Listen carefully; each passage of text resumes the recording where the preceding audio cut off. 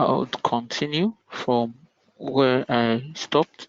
Okay, I was just explaining that the the in the refinery process of crude, we have we have two factors that are responsible for crude oil refinery or separation. So when we get to the refinery, what we're doing there is to break it down to various fractions. All right, from the highest from the lightest to the heaviest. All right. Now, two factors that are responsible for this separation, or that makes it possible for the separation to occur, is their molecular weight and their boiling point. The difference in their boiling point helps us to separate these components. All right. Okay. Another thing I wanted to mention before then was that the process of re removing the sulfur content. If you have sulfur present, large quantity of sulfur or sulfur compounds present in your crude oil, such crude oil will have very um, little commercial value. In fact, it will have no commercial, as good as no commercial value. What I mean is it won't sell in the market, in the global market. Why? Because the sulfur in it makes it poisonous and also difficult to use. Okay, makes it poisonous and difficult to use. It's also very cost intensive to remove such soft components from the crude. That's one disadvantage that the American crude used to have. Um, and that's an advantage that the Nigerian crude has. Our sulfur content was very little. The process of removing sulfur from crude oil is called sweetening. Okay, sweetening. A crude oil that has little or no sulfur in it is called sweet crude, and the one that has large quantity of sulfur or sulfur compounds in it is called a sour crude. All right, I'll quickly play this video for us to see what really transpires in the. Please, Mr. Yomi, unmute the other unmute the screen if you can hear me. Unmute it so we can hear the.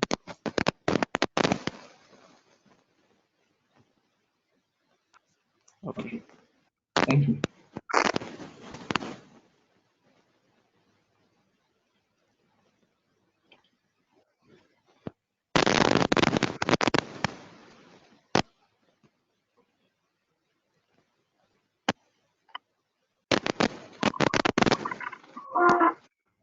Petroleum is all around us. 90% of all chemicals used in our industry are made from petroleum, and more than half of the world's primary needs are purified.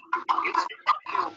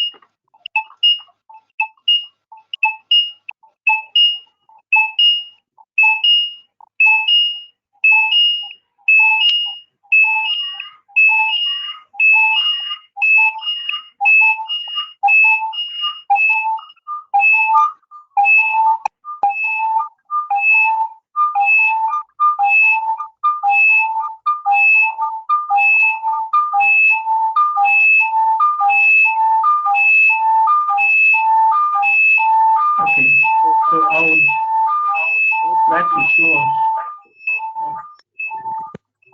I'd like to show us what that refinery. Okay, this is the Make rig that set, and then it comes to um the refinery. Stage of the petroleum industry is refining. Petroleum essentially is useless in its natural state.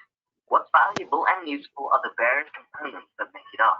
These components all have different molecular weights and therefore have different boiling points. Petroleum companies take advantage of these different boiling points and use them in order to separate the different components.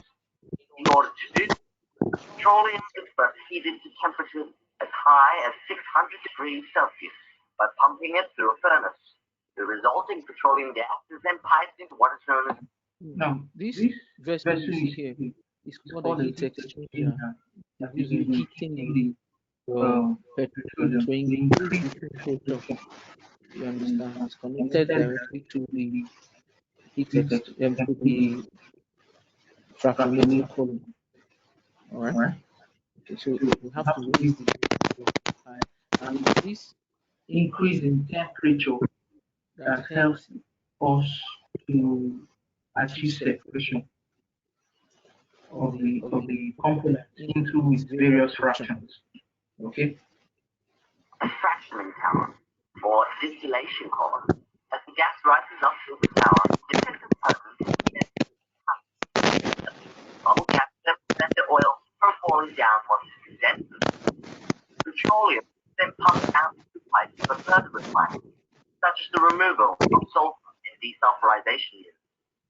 Sometimes heavier elements of petroleum are broken down into lighter, more useful components using a coker or hydrocracker. The major products resulting from petroleum are liquid petroleum gases, gasoline, naphtha, kerosene, diesel fuels, fuel oils, lubricating So oils, you can see the paraffin wax. collection of the various These products fractions. are then in our everyday lives, such as powering cars.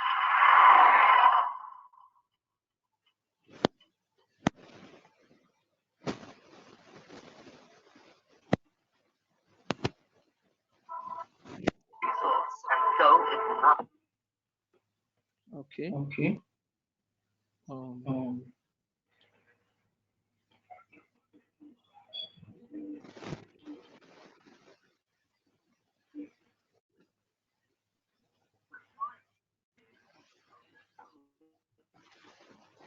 oil is superheated, becomes vapor. The vapor is fed the distillation unit. As it rises and cools, vapor turns back into a liquid. Begins with a process called distilling. Refining begins with a process called distilling.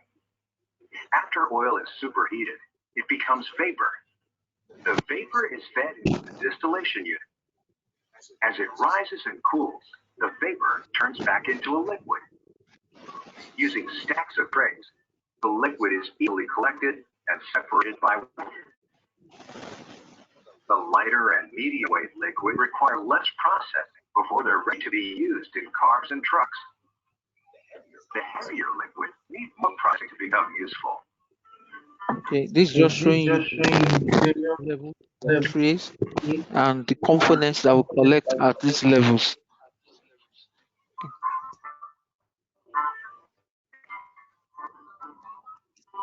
This this is is a a typical view of how a refinery looks like.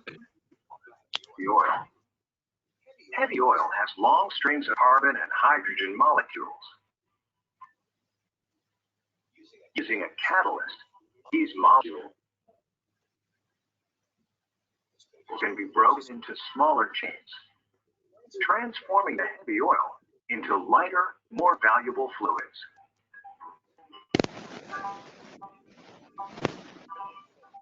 The process that increases the amount of gasoline produced from crude. One of the products separated in the distilling process is a liquid called naphtha. The number of carbon atoms in naphtha is about the same as the number found in gasoline, but their structure is more complex. Reforming rearranges the naphtha molecule turning it into a usable gasoline-like molecule.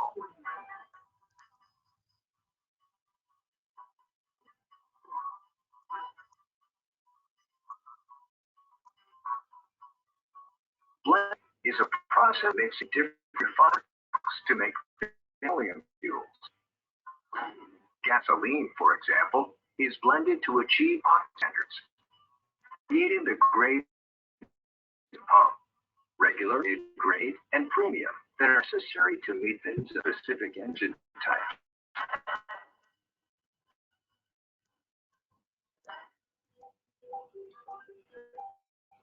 Treating is a process used to produce clean gasoline, which helps protect both the environment and our health. Gasoline molecules contain impurities like sulfur that can be removed. When the molecules are heated and come in contact with a special catalyst, a chemical reaction occurs that strips the sulfur away. These sulfur compounds are used as fertilizers and in pharmaceuticals. Nothing goes to waste in a refinery. All right. Nothing goes to waste in a refinery. Okay, that's a lesson. Um,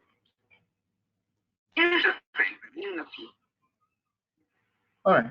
So quickly, I'll be sharing my screen with you for the assignment.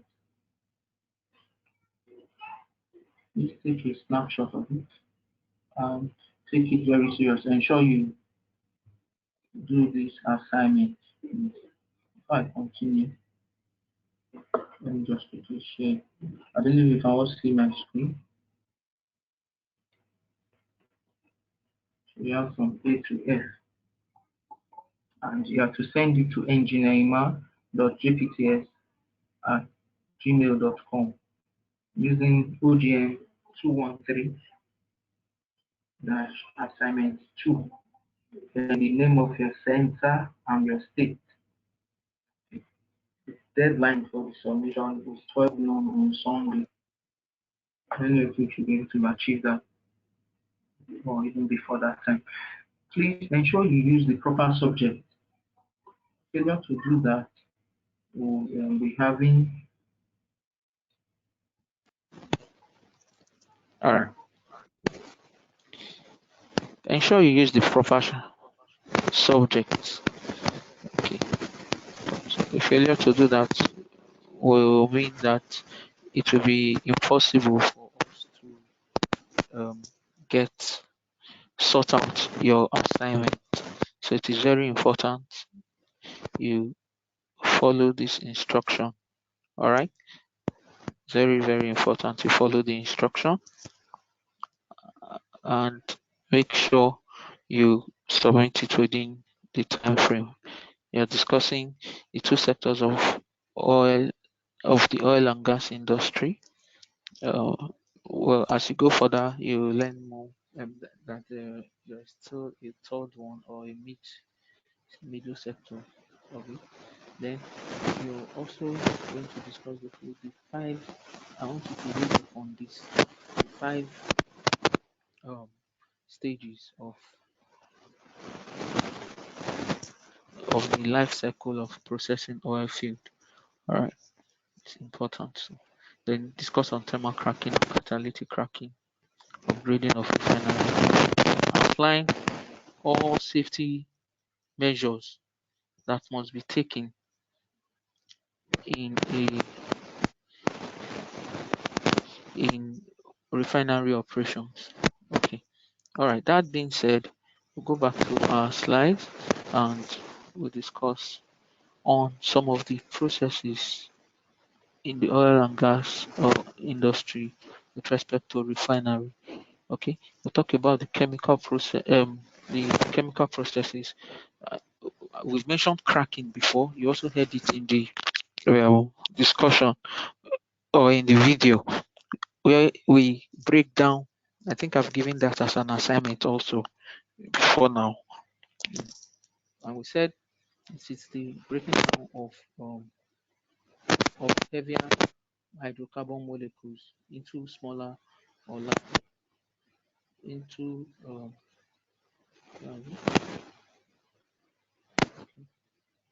into we'll try to break down heavier molecules, into from our processes because of the demand of the large demand for smaller molecule hydrocarbons like the premium motor spirit and the gases and the rest of them. You know, sometimes we may have to break down the heavier molecules to get the more of the smaller molecules. Okay, that process is called cracking. All right, so it's important you note that it's called cracking. So more complex hydrocarbon molecules are broken down to smaller hydrocarbon molecules. Now we have two types of it. We have the thermal cracking that involves the use of temperature, and we have the catalytic cracking that involves the use of catalyst. Then we have what we call coking. It's also a process of breaking down, but it's for bitumen in particular. So it's like saying the cracking of bitumen is known as coking, and what we make use of is a coker. You can also read up on that, on the types of um, the process for cooking. All right. Then another part that we need to talk about is the alkylation and unification. Okay, the process of alkylation. What's alkylation? What's alkylation? Oh, alkylation typically is a process where we take the structure of a hydrocarbon molecule in one fraction and alter it to produce another hydrocarbon molecules, but with another structure. Now, in alkylation, with a low molecule, a compound that has a low molecular weight is usually mixed with in the presence of a catalyst. You understand? So you can it's like twigging, changing the structure, but you are still having about the same thing. So some examples of the catalysts that we make use of in alkylation is hydrofluoric acid and sulfuric acid. I think I've done mentioned this before. Then also the unification process where two or more hydrocarbons are combined is also called reforming. You heard it being mentioned in the video. So the kind of catalyst we make use of in reforming, there are two types of catalysts that we use. We use platinum or platinum rhenium mix. That's a mixture of platinum and rhenium. All right. We use them as catalysts to combine low molecular weight of like naphtha into aromatics. All right. That process is called catalytic reforming. Catalytic reforming. Please take note of these terms. They are area of concentration. So that's why I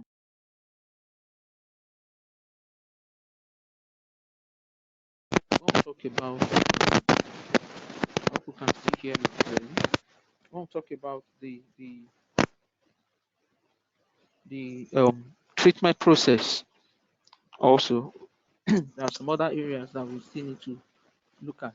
The sulfate treating, for instance, where it involves the use of very toxic recyclable solvents to remove some components in the oil, some bad components, some impurities, or some components that may be hazardous or unwanted in the crude oil. We can treat it with sulfate, SO2. Okay. Then we also have acid treating. Acid treating is also similar. We use concentrated H2SO4. H2SO4 is what we call the sulfuric acid. That's your tetrahydrosulfate 6. We use that in treating sludge. Sludge usually in crude. I think I mentioned that term before. I said sludge and hydrate. Now it's usually it's an expensive process, but it's something that's usually necessary because the crude oil is coming from the crust, it's coming from the earth, so it carries a lot of impurities, water, and some sands, as in some earth, and the rest of it, and all this mixed together with the oil becomes um, kind of very slimy, thick impurity that is not really of any importance. Okay, so that sludge is usually taken off, then the sulfur is extracted from it, and the sulfur gotten from that can be used in the production, in some industrial production, like in the use of fertilizer. That's why that video ended by saying something that nothing is actually wasted in the refinery. Everything, even the byproducts, even the impurities that are taken off, they are further processed and you still get some important material from it. That's one beauty about everything that comes out from the earth. It is always something that is very beneficial. Okay, so we also have the clay treating, and we also have dilute oil, um, diluting the oil with solvents and freezing the oil. Now, during freezing process, what happens is that waxes will be solidified. We get the waxes out of it, leaving out pure oil in the liquid phase. That's also another process. So when we try to freeze, you discover that those ones that are very heavy, they quickly become solidified. You understand? Like the waxes. So we can extract them and also get purer form of oil from our crude. Okay. Then quickly the capacities. All right. Now, why do we upgrade why do we upgrade refineries? There are different reasons why we need to upgrade our refineries. Now, oil refinery, it releases the hydrogen or carbon dioxide rather into the atmosphere. One of the substances released in the refinery or in oil refinery is carbon dioxide that is released to the atmosphere. And another one is that response to changing market demand. Again, this carbon dioxide, release of carbon dioxide to the atmosphere, sometimes you also have carbon monoxide too. I've been involved in one or two projects where the flare, what the challenges they had with that location was that the flare was too sooty. That's it was having too much smoke and it's gas that is coming out. So what it means is that that um flare was already contaminated with some, it was having some element of crude or some oil in it, in that line. So what we had to do, or what they had to do, the purpose of that project was to now upgrade that location. It was a process area, process plant, not even the refinery itself, just the process plant where the crude oil is kind of separated. And what they did in that project, or what the purpose of that project was for